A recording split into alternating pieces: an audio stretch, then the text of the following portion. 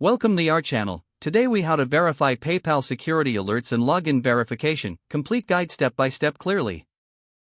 To verify PayPal security alerts and login verification, start by opening your preferred web browser. Navigate to the official PayPal website by typing in the URL. Log into your PayPal account using your email and password. Once logged in, check your notifications for any security alerts. If you receive an email regarding a security alert, do not click any links directly.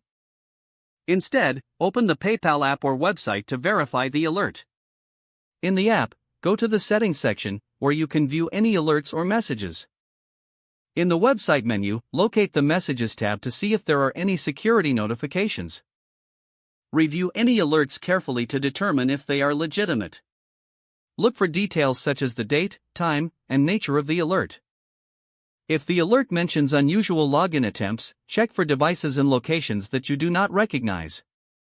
If you suspect that your account is compromised, immediately change your password. Create a strong password that includes a mix of letters, numbers, and symbols.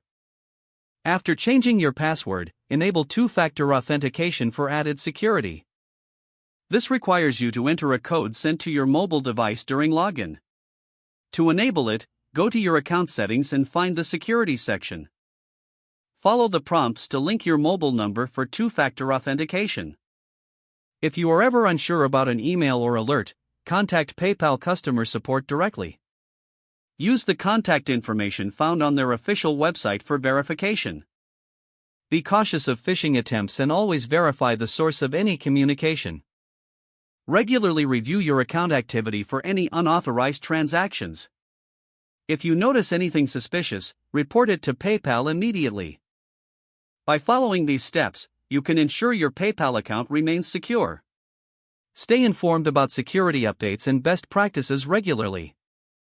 Taking these precautions will help protect your account from potential threats. If the page does not load, refresh the browser or try again in a private or incognito window.